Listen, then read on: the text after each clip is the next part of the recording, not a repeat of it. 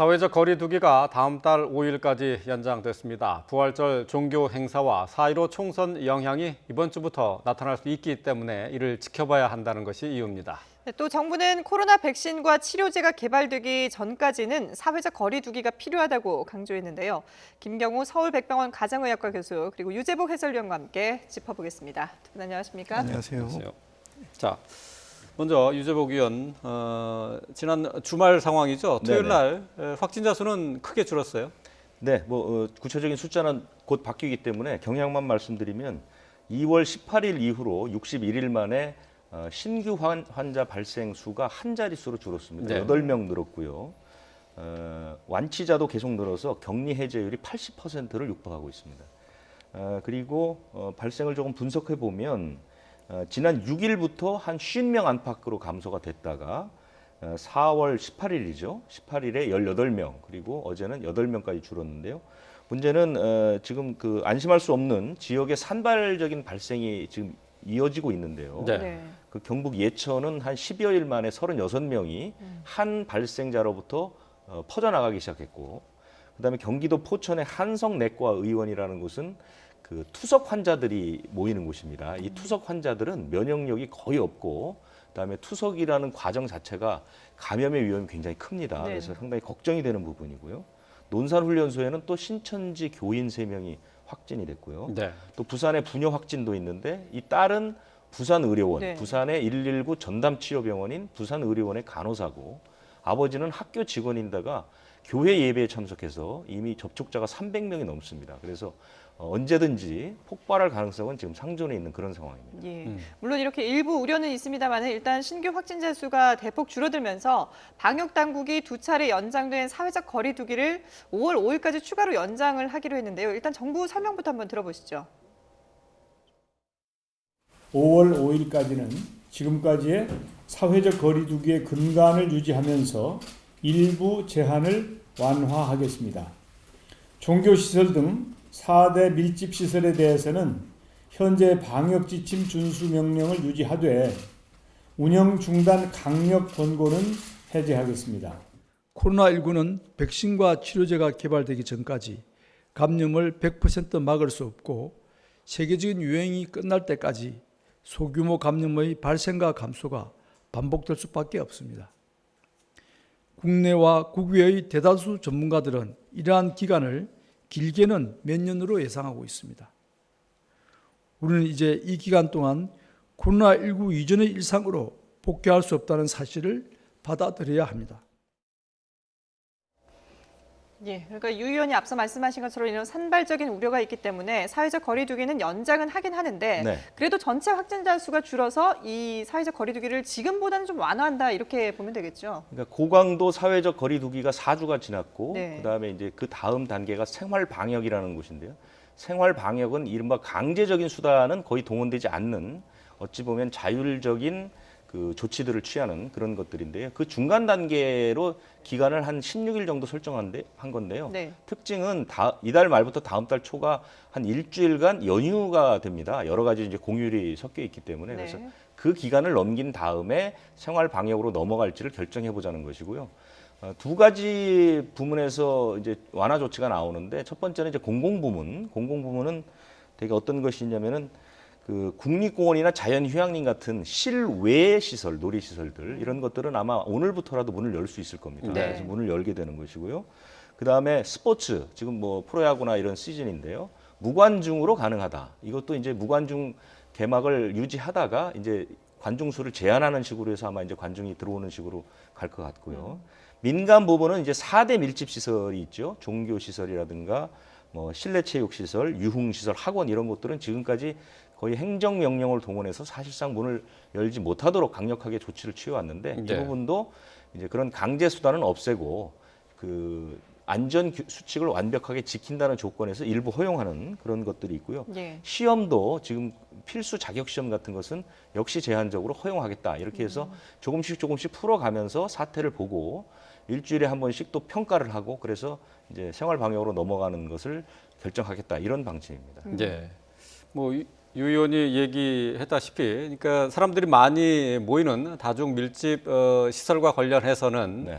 지금까지는 운영 중단을 권고했지만은 지금 운영 자제를 권고한단 말이죠. 그렇습니다. 일단은 문을 열어놓고 영업을 할 수 있는 거죠. 영업을 다 할 수 있습니다. 그리고 아마 지금까지 뭐 국민의 피로도도 있지만 사실은 소규모 영업장이나 뭐 이런 그 교회 같은 곳 이런 곳은 사실 굉장히 좀 힘들어했습니다. 그래서 그 사람들의 그 힘든 상황이나 요구를 더 이상 그냥 방치하고 계속 운영을 중단하기에는 사실상 한계에 왔다는 평가들이 많았습니다. 그래서 이제 운행을 재개하되 문제가 되는 것은 이제 이런 것들이죠. 교회라든가 이런 곳은 사실상 그 거리두기가 실천하기가 좀 쉽지 않거든요. 그래서 가급적 운영을 자제하는 것이 좋지만 만약에 운영을 하게 된다면 이 수칙을 철저하게 지킬 것을 그리고 이제 공무원들이 가서 현장 지도 같은 것은 더 강화할 방침이기 때문에요. 예. 그런 것들은 서로가 조화를 좀 맞춰야 될 것으로 보입니다. 예.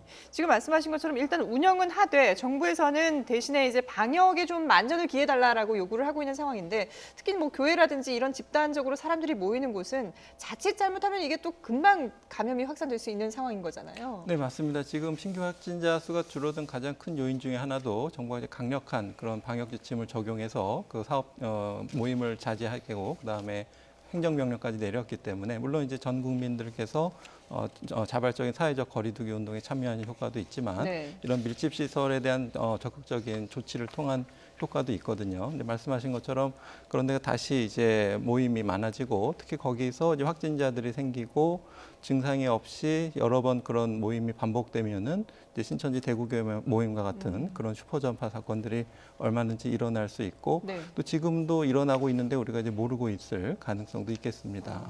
네. 뭐 어쨌든 근데 지금 그 다중 밀집시설 같은 경우에는 이제 운영 자제를 이제 권고하는 건데요. 그렇다 보면은 일반 시민들 입장에서는 평소와 다름없는 일상생활로 겉모습으로는 일상생활로 돌아가는 것 아니냐 이렇게 인식할 수 있을 것 같아요.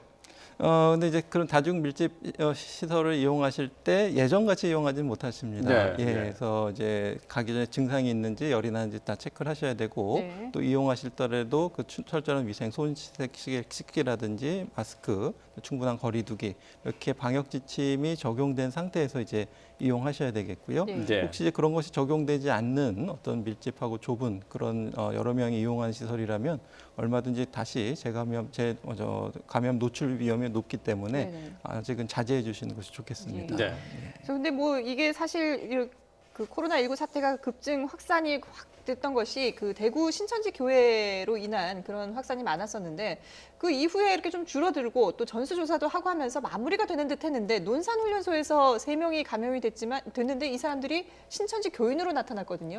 이거는 어떻게 해석을 해야 되는 겁니까? 네, 그래서 지금 방역당국 역학조사 중인데요. 뭐 예. 여러 가지 가능성이 있을 것 같습니다. 그래서 대구 신천지교회 같은 경우는 그때 전수 검사를 했었고요. 그렇죠. 또 전국에 있는 신천지 교인에 대해서는 전수 조사를 해서 증상이 있는지 확인하고 이제 해당 지자체에서 판단해서 검사를 했는데 그때 이제 증상이 없다고 대답했다든지 네. 그 증상 무증상자여서 검사를 안 했다든지 그런 남아 있는 감염자가 있었을 수 있겠고요. 물론 그분들이 중증으로 진행되지 않아서 어떤 우리 선별 검사를 통해서 드러나지는 않았지만 경증을 앓고 지나갔을 수가 있겠고요.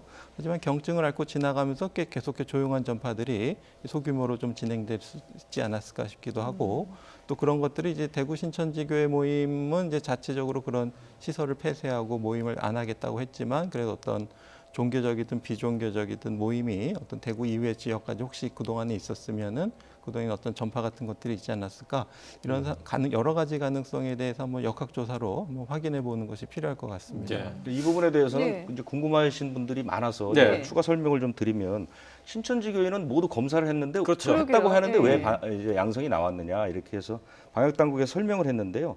한 명은 감염이 됐다가 지난달 1일에 완치 판정을 받았습니다. 그래서 그러고 나서 입소 뒤에 재양성이 된 그런 경우죠. 네. 한 명은 그렇고요. 나머지 2명은 대구에 사는 사람들인데요. 대구는 신천지 교인들을 전원 검사를 했습니다. 네. 그때 당시에는 음성이 나왔고 음성이 나왔는데 이번에 들어와서 양성이 나온 것이죠. 그렇기 때문에 이 사람들이 신천지 교인이지만 당국의 검사나 관리 바깥에 있던 사람들은 아닙니다. 그런데 한 명은 재양성을 띄었고 2명은 음성이었다가 이번에 양성이 나온 거죠. 그래서 그 부분에 대한 조사는 필요해 보이는 겁니다. 아. 근데 그 신천지 교인들을 중심으로 해서 전수 조사를 했을 때는 벌써 이게 한 달 전에 그렇죠. 얘기란 말이에요. 네, 네. 한 달 동안에 아무 일 없다가 갑자기 그 양성 반응이 나오는 것은 그동안에 우리가 모르는 전파가 계속 되고 있었다. 이렇게 추측해 볼 수도 있지 않습니까? 네, 그렇게 추측할 수 있을 것 같습니다. 그리고 그것이 이제 증상이 나타나고 좀 심하고 그러면은 이제 병원 치료를 통해서 발견이 됐을 텐데 그렇지 않게 증상이 없거나 경미한 상태로 앓고 지나가면서 또 회복기 상태에서 지금 이제 검체가 발견된 걸 수도 있겠고요. 네. 그다음에 신규 감염인지 그건 이제 역학 조사를 통해서 아마 확인이 가능할 것 같습니다. 근데 아까 잠깐 말씀하셨듯이 그러면 이게 지금 우리가 모르는 사이에 조용한 전파가 곳곳에서 일어나고 있다면 이게 안심할 수 있는 단계가 전혀 아닌 거잖아요. 네, 그렇습니다. 절대 안심할 수 있는 단계가 아니고요. 지금 확진되는 사례들을 거꾸로 동선을 확인해 보면은 예. 부산시 사례 같은 경우에도 이미 그 4월 8일경에 증상이 있으셨거든요. 네. 그래서 두세 차례 병원을 방문한 기록이 있기 때문에 이미 그때도 감염이 됐고 증상이 있었지만은 선별 검사를 통해서 발견이 안 된 상태로 지금 열흘 넘게 진행이 됐었고요. 네. 특히 이제 부산시 같은 경우에는 최근에 해외 입국자 말고는 그동안 확진자가 거의 0명인 상태였거든요. 네. 하지만 확진자가 0명이었지만 이미 이 감염자가 있었는데도 발견이 안 된 상태라고 할 수 있겠습니다. 네. 예. 예. 코로나19 관련해서 지금 방역 당국의 발표가 방금 전에 나온 것 같은데요. 네. 좀 살펴보도록 하겠습니다. 자, 예. 유재복 의원 들어온 내용이 있죠? 네네. 어제는 환자가 13명이 증가를 했습니다. 네. 13명이 증가해서 전체 확진자는 1,674명이 됐고요. 격리 해제는 73명이 늘어서 8,114명이고요. 이 13명 가운데 해외 감염이 7명, 네. 7명이고요. 순수 국내 발생이 6명입니다. 예. 이 6명인데 지역별로 보면 서울이 발생이 없었습니다. 어제. 예. 부산은 2명이 나왔고요. 대구에 하나, 경기가 2명, 경북이 2명 이렇게 분포가 되어 있습니다. 네. 다시 한번 살펴보도록 하겠습니다. 자, 어제 하루 동안 추가 확진된 코로나19 양성 환자입니다. 13명이 늘었습니다. 예. 이로써 지금까지 누적 집계로 1,674명으로 늘어나게 됐습니다. 예, 그리고 사망자는 2명이 늘어서 국내 사망자는 모두 236명이 됐습니다. 또 국내 입국자 특별 검역에서 4명이 추가 확진이 되는데요. 누적으로는 418명입니다. 그러니까 국내 특별 검역에서 4명이 추가가 됐고 전체적으로 보면 해외 유입이 7명으로 봐야 되는 거군요. 그렇습니다. 예. 네. 자, 지금 어제 하루, 그러니까 휴일 하루 동안에 환자가 13명이 추가가 됐습니다. 그 전날 주말 동안에는 한 자릿수 숫자였는데 네네. 휴일 동안에 조금 늘어나긴 했지만 그래도 아직까지는 이게 충분히 이제 통제 가능한 그런 수준이라고 봐야겠죠. 특별한 것은 이제 서울에서 발생이 없었습니다. 예. 네. 경기에서는 2명이고요. 경북 지방에서 2명은 이제 아까 말씀드린 예천 쪽 발생이 추가된 거고요. 네. 경기도는 포천에 있는 그 한성내과 의원이 있었고요. 아마 이런 부분들이 반영되지 않았나 싶습니다. 예. 네. 일요일 하루 동안 추가 확진된 환자가 13명, 1,674명으로 누적 환자가 집계가 됐고 예. 사망자가 2명이 더 늘어서 236명이 됐습니다. 격리 해제는 모두 지금 현재 누적으로 8,114명입니다. 예. 어제 하루 동안 모두 70명가량이 격리 해제 또는 퇴원 한 것으로 집계가 됐습니다. 예. 자, 유 의원 앞서 얘기하셨던 그 경북 북부권의 이 감염 사례들 지금 네. 상황이 어느 정도인지 정리를 좀 해봐야 될 것 같아요. 그 경북 예천에 그 46살 여성하고 가족들이 한꺼번에 이제 지난 9일에 확진을 받았는데 네. 그 여성과 그 다음에 이제 아들, 뭐 배우자 이런 분들이 이제 같은 날 확진을 받았는데 네네. 발병 그러니까 증상이 나타난 시점으로 봤을 때는 이제 아들이 초발 환자일 가능성이 높다고 보여지는데요. 예. 문제는 거기서 그친 게 아니라 이 여성과 가족들이 만난 사람들 그러니까 뭐 아들의 친구라든가 뭐 술집에서 술을 마신 사람이라든가 또 이 여성이 목욕탕을 갔다든가 또 목욕탕을 가서 감염된 사람의 또 가족이 감염되는 이런 식으로 해서 3, 4차 감염이 퍼져나가기 시작했고요. 네. 네. 지역별로도 이 예천뿐만 아니라 안동, 문경까지도 퍼져서 이 접촉자 환자들이 이제 퍼져나가고 있습니다. 기간도 상당히 길죠. 지난 9일부터 오늘 어제까지면 10여일 동안 그러네요. 끊이지 않고 환자들이 나오는 그러니까 예. 전형적인 클러스터의 양상을 띠는 모습을 보이고 있습니다. 그렇기 때문에 이 부분은 그리고 더 큰 문제는 어느 누가 최초 감염이 어디서 왔는지도 아직 모릅니다. 네. 아직 예. 모르는 상황이고요. 확진자 가운데 뭐 경산이나 대구를 방문한 이력은 있습니다. 네. 그렇기 때문에 역학조사가 빨리 나와야 이 사람들의 동선도 확정을 하고 또 어디까지 치료를 할 것인지 어디까지 격리할 건지를 확정할 수 있는데요. 네. 이런 부분에 상당히 걱정스럽다. 현재 밀접 접촉자는 120여 명 정도로 분류돼서 검사 결과를 기다리고 있는 상황인데 나오는데 확진자들은 하루하루 시간이 지날수록 조금씩 늘어나는 그런 모습입니다. 예, 그렇군요. 자, 경북 예천 같은 경우에는 이제 감염원을 아직 정확하게 밝혀내지 못하고 있는 상황인데요. 근데 방역 당국에서 이렇게 이제 감염원에 대해서 추적하는 것은 어떤 이유가 있는 겁니까? 네, 아무래도 그 지표 환자, 최초 감염원으로 추정된 환자가 계속 전파를 일으켰을 거고요. 네.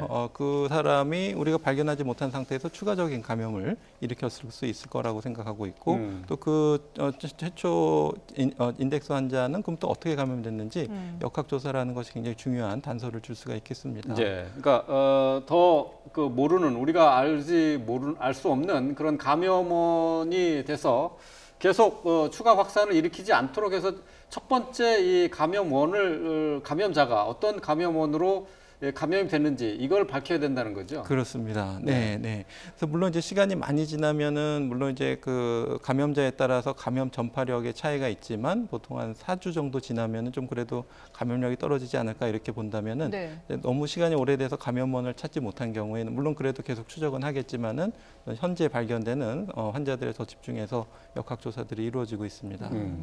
그런가 하면 뭐 앞서 이제 논산훈련소에서 한 명이 이제 재양성 반응이 나온 사례라고 했는데 이렇게 지금 확진 판정을 받고 치유가 완치됐는데도 불구하고 이후에 다시 감염되는 사례들이 계속해서 일어나고 있거든요. 이 부분이 좀 앞으로는 문제가 되지 않을까 싶기도 한데요. 어떻게 보세요? 네, 그래서 코로나19 바이러스에서 많은 것들이 알려져 있지만 아직도 좀 모르는 부분들이 있고요. 이제 네. 말씀하신 것처럼 8,100명의 이제 격리 해제자가 나왔는데 네. 격리 해제는 우리가 이제 확진을 받고 증상이 없어진 다음에 PCR 검사를 해서 한번 음성을 받고 24시간이 지나서 한 번 더 음성을 받아야 이제 격리 해제가 되거든요. 네. 그래서 그렇게 격리 해제가 됐는데 다시 검사해서 양성이 나온 사례가 지금 170건이 넘는다고 볼 수 있겠고요. 그리고 170명 중에서 이제 절반 정도는 이제 거의 증상이 없고 또 있어도 굉장히 경미한 상태고요. 그리고 이제 재확진되는 데까지 걸리는 시간은 한 2주 정도 이렇게 알려져 있고요. 그다음에 그 재확진된 사례들에서 추가적인 감염이 일어났는지는 아직은 보고되고 있지는 않지만 네. 계속 좀 경과 관찰 중이겠고요. 그다음에 이제 그 재확진자된 분들의 어떤 그 바이러스 검체의 어떤 생존력, 죽은 바이러스인지 살아있는 바이러스인지 예. 세포 배양 검사를 지금 시행하고 있고 또 혈청 검사를 통해서 어떤 혈청 역과 같은 건 어떻게 되는지 이런 것들을 지금 방역 당국이 조사 중에 있는데요. 네. 이제 김포 세가족 같은 경우에는 이미 여러 차례 세포 배양 검사를 했지만 세포 배양에서 그 바이러스가 자라지 않는 걸로 봐서는 네. 검출된 바이러스가 좀 죽은 바이러스 같다 이렇게는 알려져 있는데 네네. 170여 사례에 대해서는 조금 더 추가적인 검사가 필요하고 시간도 배양 검사가 여러 번 해야 되니까 2주 정도 걸린다고 합니다. 예. 근데 이게 그러면은 재감염이 아니라 재활성화일 가능성이 높다라는 얘기들을 많이 하잖아요. 그러면 이 재활성화된 그러니까 다시 양성 판정을 받은 사람들 같은 경우에는 몸속에 항체가 생기지 않은 건가요? 일단은 한번 그 격리 해제를 받으셨기 때문에 격리 해제가 되려면 이제 항원이 없어져야 되는데 예. 그러려면 우리가 어느 정도 면역력으로 이제 생겼다고 봐야 되거든요. 네. 그래서 그런 상태에서 다시 항체가 나오는 이유에 대해서는 좀 연구 중이지만 아무래도 면역력이 일시적으로 떨어진 상태에서 바이러스가 남아있던 바이러스가 재활성됐을 가능성이 있고 또 재활성화됐다고 하더라도 우리 남아있는 항체로 인해서 중화하거나 바이러스를 사멸시켜서 바이러스 조각이 나오는 게 아닐까 추가적인 감염력이 있지는 않을 것 같다고 보고는 있는데 네. 조금 더 추가적인 경과 관찰을 통해서 굉장히 신중하게 좀 보고 있는 것 같습니다. 예. 제 양성자는 지금 180여 명 정도, 180명 가까이 돼 가는데요. 전체 완치 환자가 8,000명을 넘기 때문에 뭐 극히 일부분이라고는 하지만은 그래도 이 재양성자들이 따른 또 전파 감염원이 되지 않느냐 하는 우려는 계속 있습니다. 자, 방역 당국이 이 부분에 대해서 설명을 했는데요. 잠시 들어보고 오겠습니다.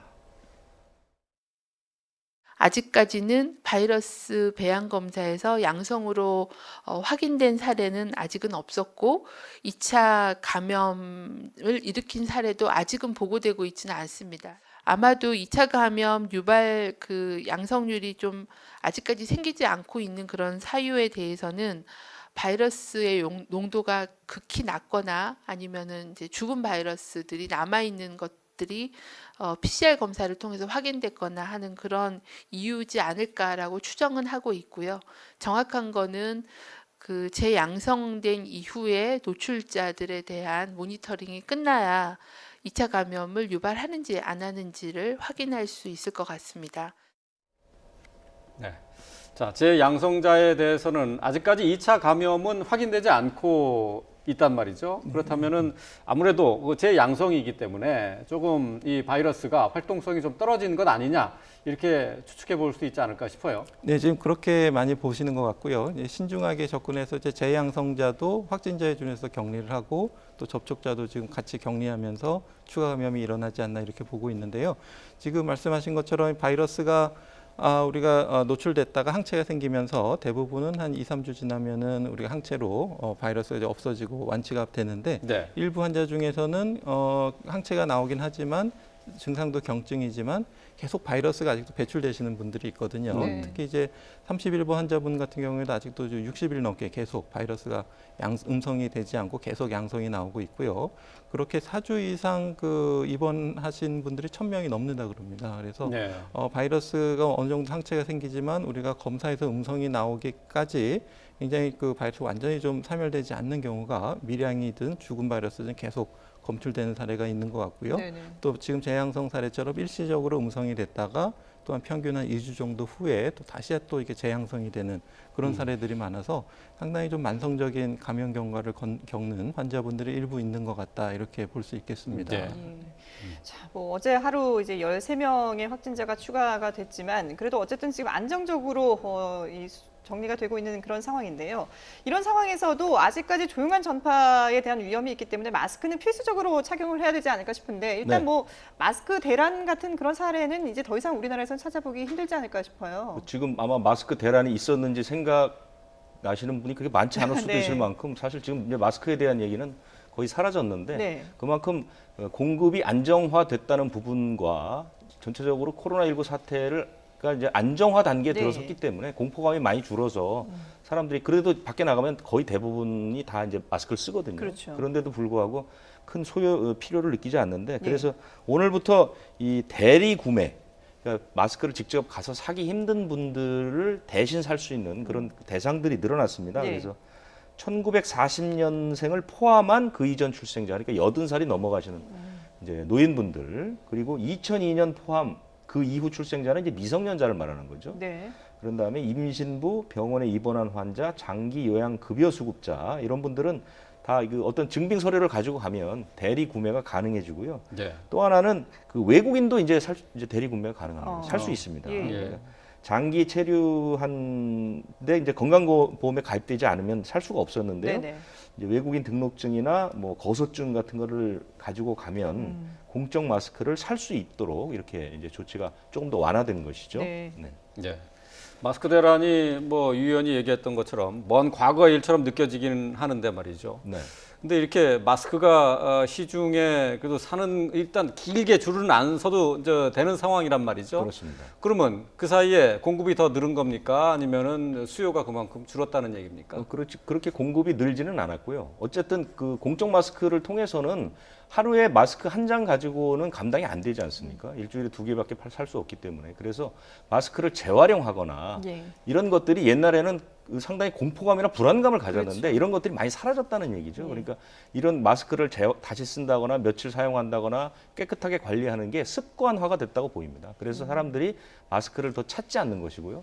두 번째 더 큰 것은 어쨌든 코로나19 사태가 우리가 장악할 수 있다라는 자신감 같은 게 많이 국민들 사이에서 생겨서 공포감이 줄었기 때문에 이제 마스크를 그렇게 애타게 찾는 그런 현상도 줄어들지 않았나 이렇게 예. 분석이 됩니다. 말씀하신 것처럼 이게 공포감이 없으니까 뭐 꼭 이걸 사재기 해야 되겠다라는 그런 불안감도 없고 이게 어떻게 보면 마스크라는 게 우리 일상생활처럼 이제 자연스럽게 좀 이게 스며들지 않았나라는 생각이 드는데요. 그럼에도 불구하고 이제 요즘에 기온이 올라가다 보니까 낮에 바깥에서 이렇게 활동하시는 분들은 답답함을 많이 느끼시는 분들이 있거든요. 혹여나 이런 분들이 이제 마스크를 좀 소홀히 할까 봐 걱정이 되는데요. 계속 앞으로도 마스크를 착용을 해야 되는 겁니까? 네, 그렇습니다. 말씀하신 거 실외 같은 경우에도 얼마든지 근거리에 있는 사람이 비말에 의해서 노출될 수 있다는 실험들이 있고요. 네. 특히 이제 날씨가 이제 좀 여름철이 되면서 아무래도 환경적인 장점은 있을 것 같습니다. 환기도 더 잘 시킬 수 있고 네. 또 자외선 지수도 올라가고요. 이제 기온 같은 경우에는 바이러스가 한 6, 70도는 돼야지 사멸되기 때문에 보통 한 3, 40도로는 뭐 효과는 없을 것 같고요. 네. 뭐 일부 뭐 이렇게 비닐하우스 효과가 있는 데는 좀 그렇게 고온이 될 수가 있겠지만요. 그래서 물론 환경적인 좀 이득은 있지만 비말 감염으로 인한 전파는 여전히 위험이 높고 특히 이제 에어컨을 또 켜게 되면 또 실내가 또 밀폐된 환경이 또 잘 조성되기 때문에 그런 데서도 얼마든지 또 비말 감염 위험은 남아 있다고 할 수 있겠고요. 네. 당분간 마스크 착용은 계속 쭉 하시는 것이 좋을 것 같습니다. 네. 그러니까 지난 주말, 그러니까 토요일이나 일요일 밖에 나가 보셨어요? 네, 잠깐 나와봤습니다. 네. 그 코로나19 이전 상황과 마찬가지로 많은 분들이 나와 있는데 어쨌든 마스크는 다들 하고 계시더라고요. 근데 이제 기온이 앞으로 조금씩 오르면은 이 마스크 쓰기가 좀 힘들어서 이걸 벗지 않을까 이제 염려하는 분들이 많은데, 근데 기온이 올라가면 코로나19도 그 활동력이 떨어진다 하는 얘기가 일각에서는 있었거든요. 어떻게 봐야 됩니까? 예, 아무래도 조금은 떨어질 것 같은데 그게 어느 정도 떨어지냐, 효과 미미할 거냐 이제 그 정도 봐야 될 것 같고요. 비말 중동의 메르스 같은 경우에도 사실은 얼마나 더운 지역인데도 불구하고 그 유행 가능성이 높기 때문에 네. 환경적인 조금 유리한 점은 있지만 감염자에 의한 실내라든지 실외 근거리에서의 비말에 노출됐을 때 감염 위험은 얼마든지 높을 것 같고요. 아무래도 좀 여름에 마스크 착용하시는 게 좀 힘드실 수도 있지만 네네. 또 이제 어떤 분들은 여름에도 이렇게 자외선 차단 때문에 이렇게 얼굴을 가리고 다니시는 분도 많이 계시니까 예. 그래서 조금 착용이 좀 편한 마스크들을 좀 그 선크림 대신에 마스크를 착용하는 건가요? 네, 그렇게 아마 또 긍정적으로 생각하시면서 착용하시는 건 어떨까 싶습니다. 근데 이게 네. KF94 같은 경우에는 사실 마스크 쓰고 이렇게 호흡도 힘든 경우도 있거든요. 그러면은 그게 그 차단율이 좀 낮은 걸 착용을 해서 마스크를 착용하는 것도 괜찮은 건가요? KF80 정도도 예. 비말 차단에 충분히 효과가 있을 것 같고요. 물론 이제 밀집된 환경은 이제 피하셔야 되겠지만 이제 밀집된 환경, 특히 이제 의료인 같은 경우에는 KF94나 N95 같은 그런 마스크를 착용하고 있는데요. 네. 아무래도 좀 위험 노출이 많은 데는 좀 뭐 KF94 정도 실내에선 착용하시는 것이 좋을 것 같고요. 상황에 따라서는 KF80 또 이제 외국 같은 경우에 조금 결과를 봐야 되겠지만 면 마스크라든지 이렇게 면을 뭐 얼굴에 감아서 쓰고 있는데요. 그런 것들의 효과가 좀 나온다면은 뭐 그런 걸로 좀 대체하는 것도 좀 기다려 볼 수 있을 것 같습니다. 예, 알겠습니다. 자, 그러면 이번에는 온라인 개학 이 부분 살펴보도록 하겠습니다. 지금 원격 수업, 초중 고등학교 모두 전 학년에 걸쳐서 오늘부터 이제 시작이 되는 거죠? 그렇습니다. 이제 초등학교 저학년이 오늘 네. 한 138만 명쯤 되는데요.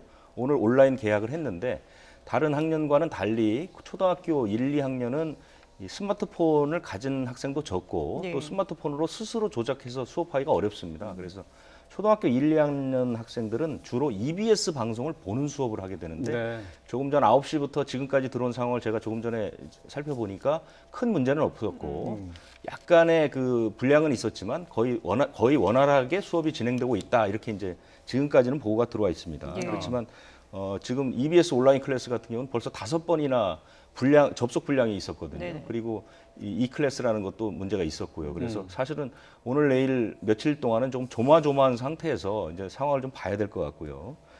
등교 수업 부분이 사실은 어저께도 이제 질문이 좀 많이 나왔습니다. 네네. 등교 수업을 어떻게 할 것이냐 했는데 교육 당국의 설명은 모든 그 부문 중에서 가장 보수적으로 접근하겠다. 그러니까 모든 다른 분야 부분들이 거의 안정화된 뒤에 감안을 해보겠다. 일단 네. 16일 연장됐기 때문에 그때까지 다른 분야에서의 안정 상황을 지켜본 다음에 그때 결정을 하겠다 얘기를 했습니다. 그래서 일단 다음 달 5일까지 등교 계약이 이루어지기는 좀 어려울 것 같고요. 그 네. 후에나 이제 생각을 할 것 같은데 지금까지 알려진 방침은 부분적인 등교, 그러니까 학년별, 학교별, 학생별로 나누어서 등교하는 방안, 이런 방안들이 있을 것 같고요.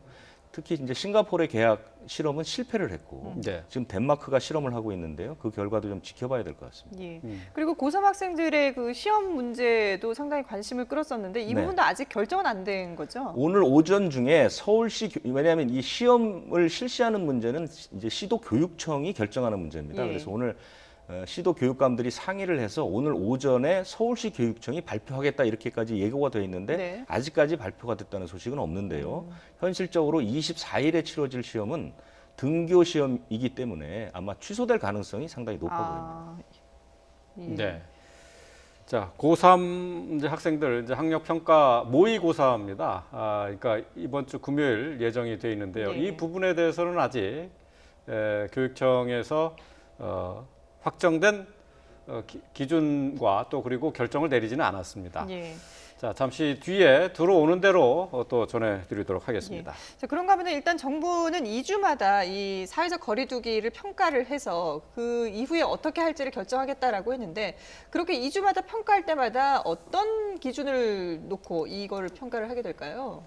네, 아마 여러 가지들을 다 같이 고려할 것 같습니다. 네네. 근데 아무래도 뭐 데이터로 본다면은 뭐 확진자 수라든지 확진자 수의 감염 경로를 알 수 없는 비율이 어느 정도 될 것인가. 네. 근데 이제 그 확진자 데이터를 보기 위해서는 우리 조용한 전파 사건처럼 우리가 얼만큼 자신 있게 확신하게 검사를 해서 찾아낼 수 있는가.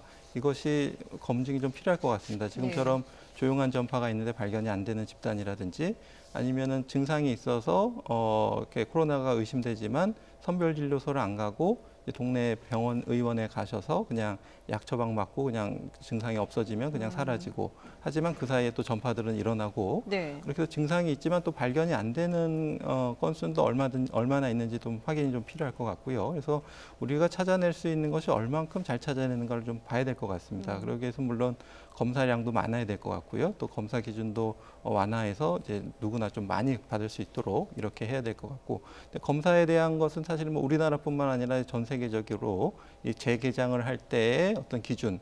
미국 같은 경우에도 그래서 지금 진단검사 키트를 계속 요청하고 있는데 네. 우리가 다시 재개장했을 때 재확산이 되는 걸 어떻게 빨리 잘 알아차릴 수 있을 것인가. 이제 그것은 결국은 검사를 많이 해야 되는 수밖에 없는데요. 그래서 우리가 완화했을 때 우리가 조금씩 완화를 하지만 그래도 갑자기 증가를 할 수가 있으니까 그걸 얼만큼 빨리 찾아낼 수 있는가 이것을 한번 좀 점검해 봐야 될 것 같고요. 또 이제 그런 사회적 거리두기를 완화할 때 우리가 이제 확진자가 증가했을 때 우리가 얼만큼 감당할 준비가 되어 있는가. 그러니까 예를 들면 취약계층에 대한 보호가 어느 정도 잘 돼 있는가.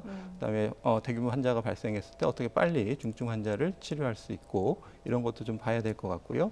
또 이제 우리 국민들이 또 이 사회적 거리두기에 대해서 얼만큼 잘 실천하고 있고 수용도가 어떤가 이런 것도 좀 종합적으로 고려를 해야 되지 않을까 싶습니다. 네. 코로나19의 치료제는 지금 나와 있지 않는 상태인데 이런 상황에서 에볼라 치료제죠, 렘데시비르. 네네네. 이게 지금 그 효과를 보고 있다고 하는데, 근데 에볼라 치료에서는 이게 별로 효과가 없었다면서요?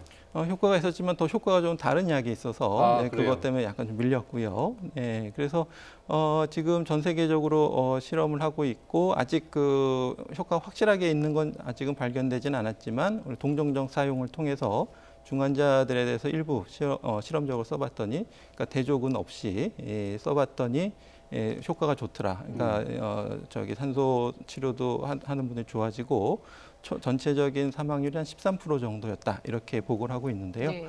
일반적으로 다른 보고들에 따르면 어떤 이런 중증 환자들에게서 사망률이 환자의 상태라든가 치료 환경에 따라 차이가 많지만 25에서 30%라고 봤을 때 상대적으로 좀 사망률이 좀 줄어드는 게 아닌가 이렇게 좀 기대는 되지만 렘데시비르가 이렇게 100% 효과 있는 건 물론 아니고 네. 어느 정도 좀 효과는 있을 수 있겠다. 그래서 소규모 임상이기 때문에 좀 더 대상자를 확대해서 하는 연구들을 지금 계획 중에 있고요. 중국에서 한번 이렇게 무작위 대조 시험 연구를 하려고 했다가 일찍 그 유행이 종료돼서 임상 시험이 되지 않은 경우가 있겠는데요. 네. 결국 이것에 이제 효과를 확실히 보기 위해서는 무작위 이중 맹검 무작위 실험 연구가 필요한데 지금 현실적으로 중증 환자들 대상으로 이렇게 실험을 할 만한 비교할 만한 임상 시험을 계획하기는 쉽지는 않아 보입니다. 그렇군요. 아직 효과는 있지만은 좀 본격적인 치료제로 인정을 받기에는 갈 길이 좀 먼 거군요. 그렇습니다. 예, 알겠습니다. 네, 지금까지 김경우 서울백병원 가정의학과 교수 그리고 유재복 해설위원과 함께했습니다. 잘 들었습니다. 네, 감사합니다.